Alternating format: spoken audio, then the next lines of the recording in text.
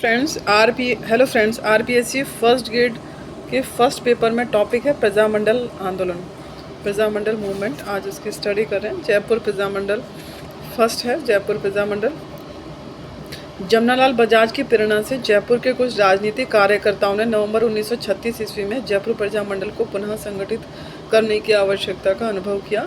9 नवंबर 1936 को जयपुर प्रजामंडल के संविधान में संशोधन किया गया, लेकिन उसने नियमित कार्य फरवरी 1937 ईस्वी में आरंभ किया। प्रजामंडल का मुख्यालय जयपुर में रखा गया। इसका मुख्य उद्देश्य महाराजा की छत्र छाया में संवैधानिक उपायों से जनता के प्रति उत्तरदायी शासन की स्थापना करना था। प्रजामंडल की कार्यकारिणी के अध्यक्ष थे जमनालाल बजाज, उपाध्यक्ष थे चिरंजीव लाल मिश्रा, मुख्य सचिव थे हीरालाल शास्त्री और संयुक्त सचिव थे कपूर चंद्र पाटनी। वनस्थली के प्राय सभी कार्यकर्ता जैसे चंद्रशेखर भट्ट, कल्याण शर्मा, वीरेंद्र चौहान, धीरेन्द्र सिंह बरदौरिया, बद्रीनाथ खुनेटा, हनुमान शर्मा आदि प्रजामंडल में कार्य करने लगे।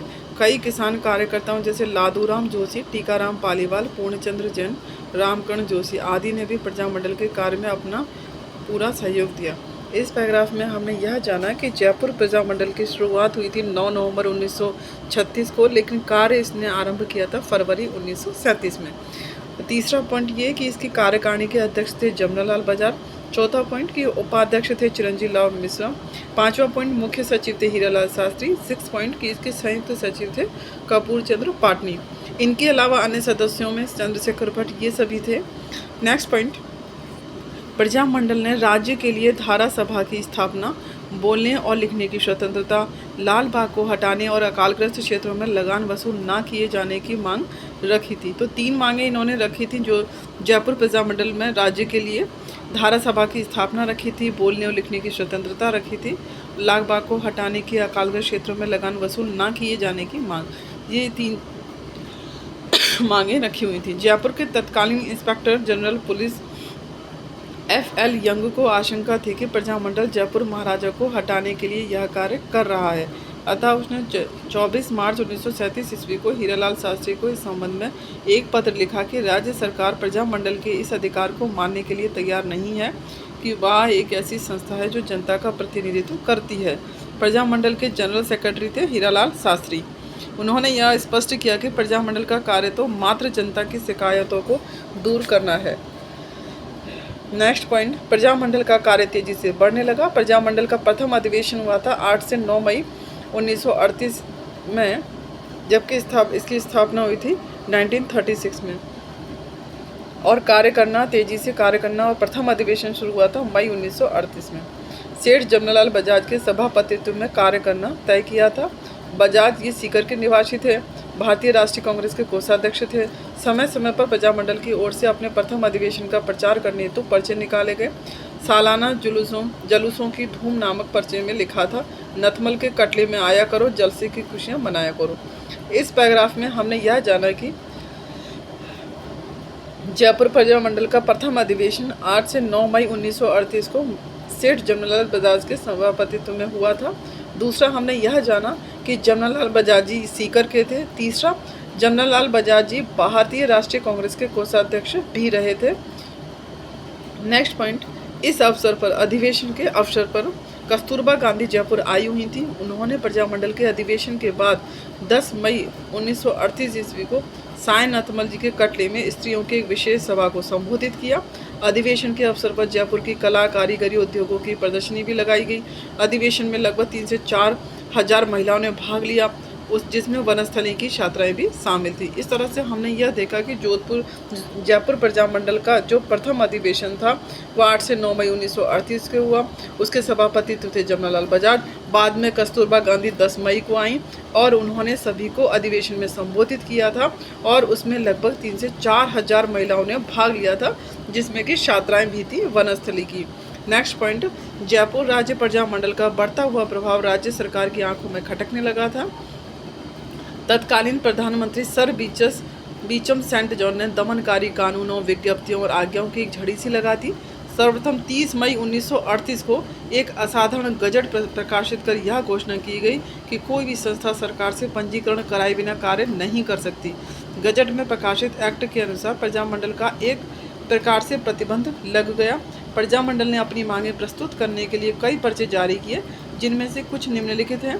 सभा करने और व्याख्यान देने की आज़ादी जरूरी क्यों है, ये उसमें व्याख्या दी गई थी। रियाया की सुनवाई होनी चाहिए, इस पर बात की गई थी।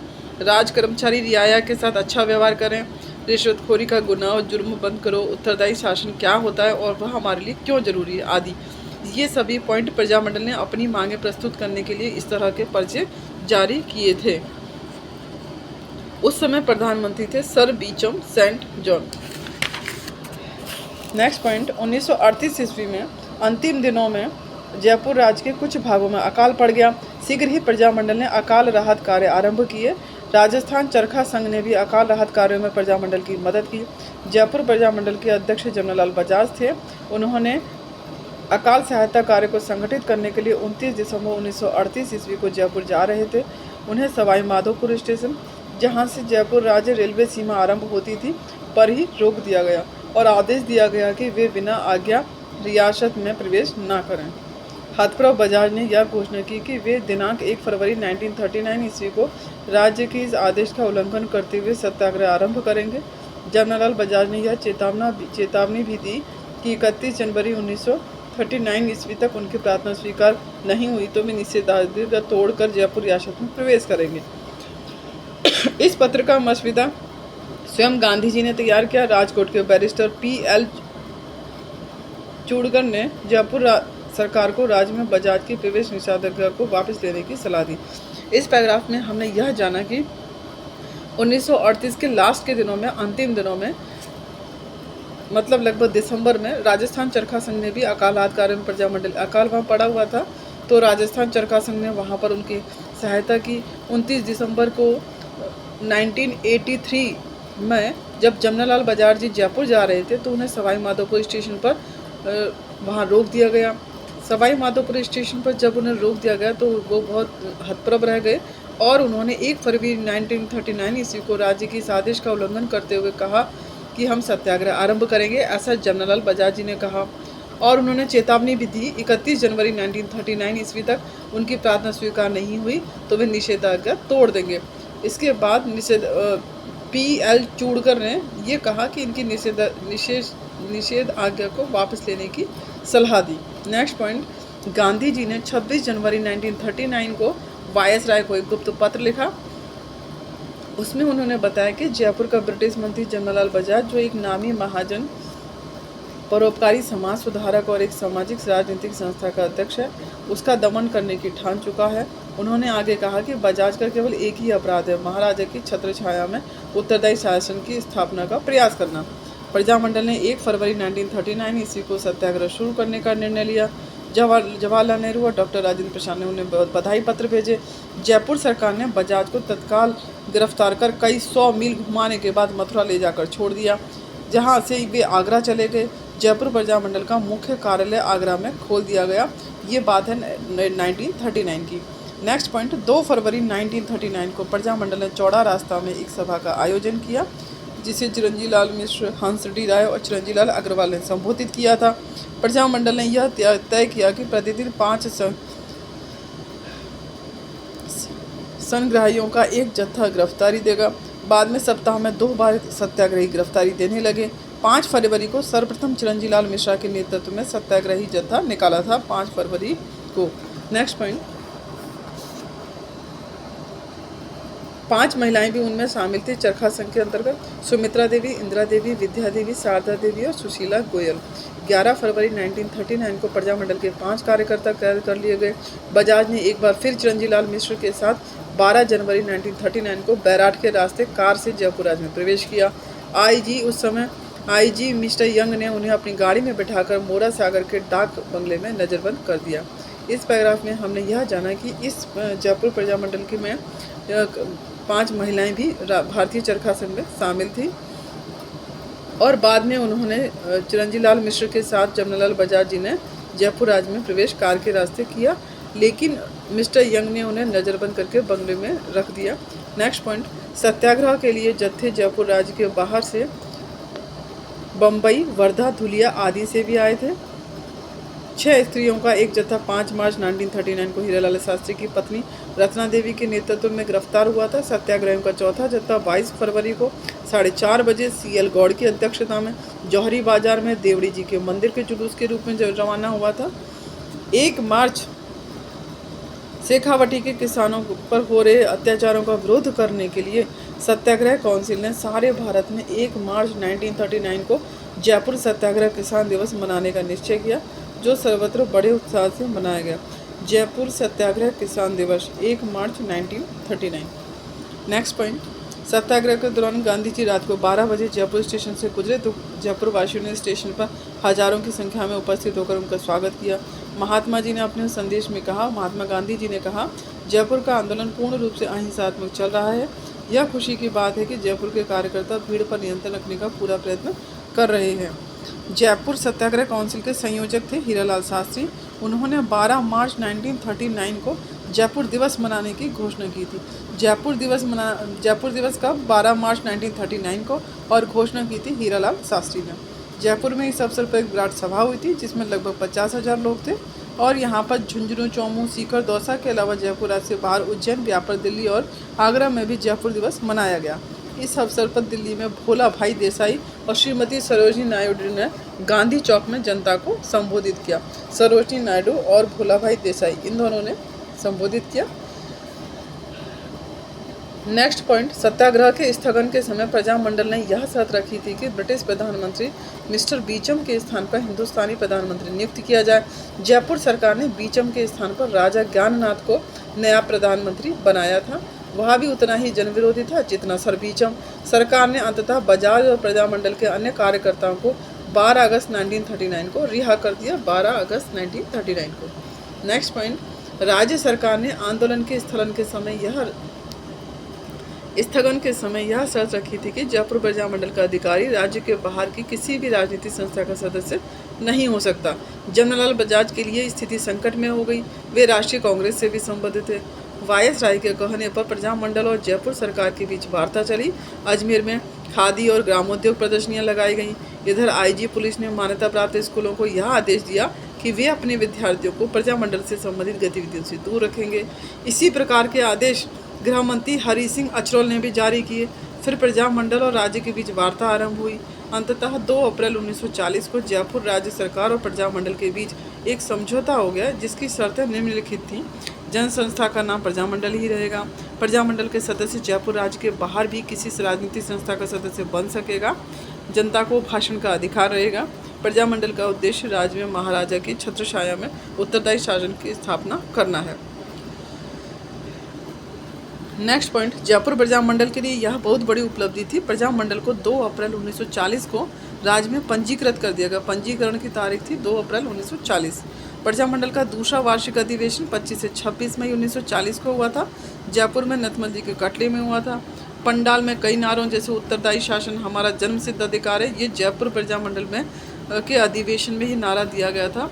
उत्तरदायी शासन हमारा जन्मसिद्ध अधिकार है। नए प्रशासन में प्रजा के चुने हुए प्रतिनिधि हों, ये भी नारा दिया गया था। भारत एक और अखंड हो, ये भी जयपुर प्रजामंडल के अधिवेशन में नारा दिया गया था। शासन प्रजा के लिए है, प्रजा शासन के लिए नहीं है के बैनर लगाए गए थे। जमनालाल बजाज इस अधिवेशन के सभापति थे। संयुक्त प्रांत के पूर्व न्याय मंत्री और इलाहाबाद के प्रसिद्ध वकील डॉक्टर कैलाश नाथ काटजू ने भी अधिवेशन जयपुर के द्वितीय अधिवेशन में भाग लिया था।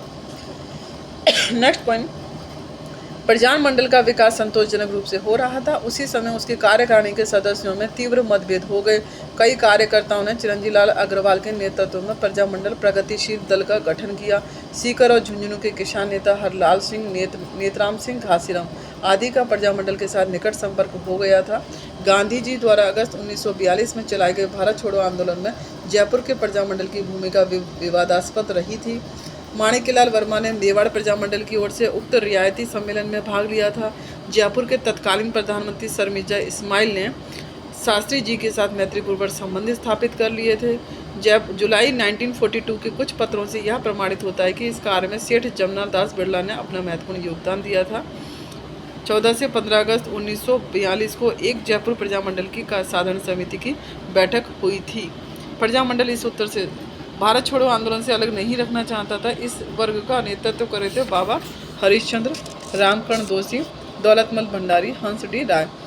इस गुट का प्रतिनिधित्व करते हुए दौलतमल भंडारी ने 16 अगस्त 1942 को शास्त्री जी से भेंट कर अपने साथियों का दृष्टिकोण उनके सामने रखा था। जयपुर राज्य के भीतर और बाहर सर्वत्र शास्त्री जी की आलोचना की गई। बाबा हरिश्चंद्र और उनके सहयोगियों ने प्रजामंडल की समझौतावादी नीति का खुला विशेष किया। उन्होंने एक नए संगठन आज़ाद मोर्चा की स्थापना कर आंदोलन का शुभारंभ कर दिया। आज़ाद मोर्चा का कार्यालय गुलाब चंद कासलीवाल के घर पर स्थित था। हीरा लाल शास्त्री बड़े असमंजस की स्थिति में थे। उन्होंने साहस बटोरकर 16 सितंबर 1942 को मिर्जा इस्माइल को एक पत्र लिखा, जिसमें लिखा कि वे व्यवस्था और परिस्थितियों में बाध्य होकर आंदोलन आरंभ कर रहे हैं क्योंकि जनता इसके लिए बेचैन है। सर मिर्जा इस्माइल ने उन्हें पत्र भेजकर आंदोलन ना करने की सलाह दी और वार्ता के लिए आमंत्रित हुआ। इसे हम बाद में कहेंगे जेंटलमैन समझौता। इसके अंतर्गत प्रजामंडल को राज्य में युद्ध विरोधी और ब्रिटिश विरोधी आंदोलन चलाने की स्वतंत्रता होगी। राज्य सरकार युद्ध के लिए अंग्रेजों को भविष्य में जनधन की सहायता नहीं करेगी। राज्य सरकार ऐसे व्यक्ति पर राज्य में आने पर प्रतिबंध नहीं लगाएगी जो ब्रिटिश भारत में अंग्रेजों के विरुद्ध आंदोलन कर रहे थे। राज्य द्वारा जनता को उत्तरदायी शासन देने की दृष्टि से कार्यवाही जल्दी से जल्दी शुरू की जाएगी। प्रजामंडल जयपुर महाराजा के खिलाफ प्रत्यक्ष कार्रवाई नहीं करेगा। ये सभी जेंटलमैन समझौते की शर्तें थी, प्रमुख धाराएं थी। नेक्स्ट पॉइंट, मिर्जा इस्माइल ने अपने राजनीतिक चातुर्य से बिना कुछ दिए ही प्रजामंडल को निष्क्रिय कर दिया था।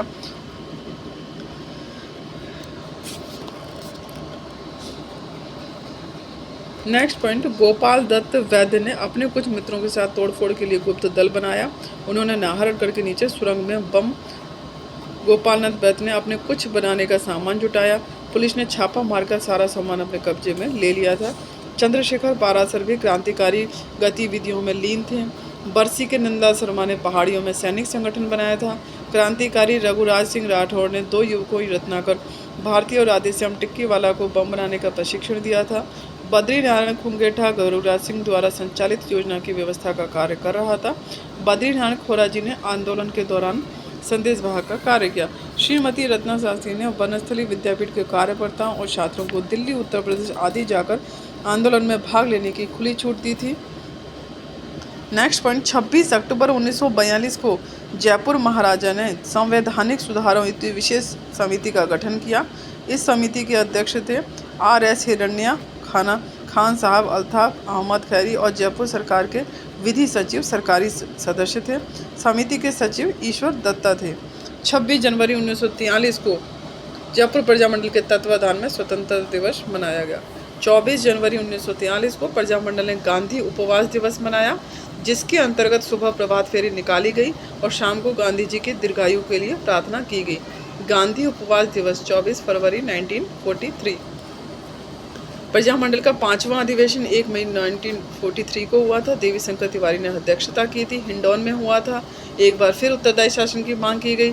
2 अप्रैल 1943 को संवैधानिक सुधार समिति ने अपनी रिपोर्ट प्रस्तुत की।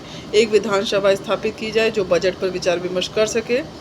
1 जनवरी 1944 को जयपुर महाराज ने एक घोषणा कर भावी संवैधानिक सुधारों की रूपरेखा प्रस्तुत की थी।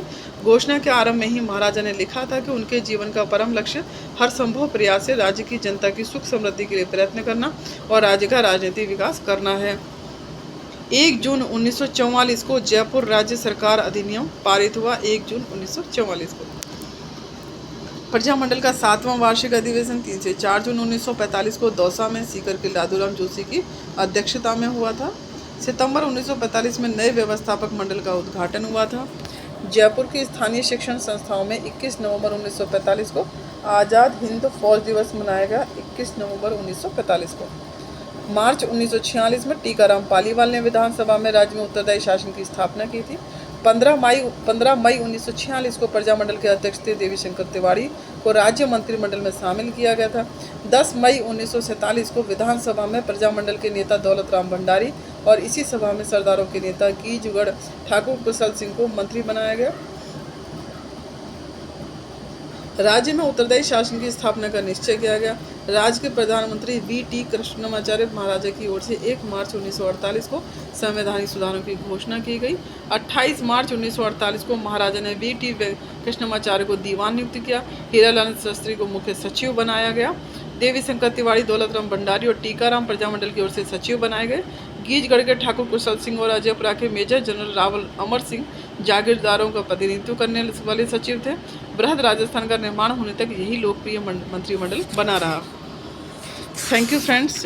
हम स्टडी कर रहे थे जयपुर प्रजामंडल की, नेक्स्ट स्टडी करेंगे जोधपुर प्रजामंडल की। इस तरह के अन्य वीडियो के लिए चैनल को लाइक शेयर एंड सब्सक्राइब करें। Thank you.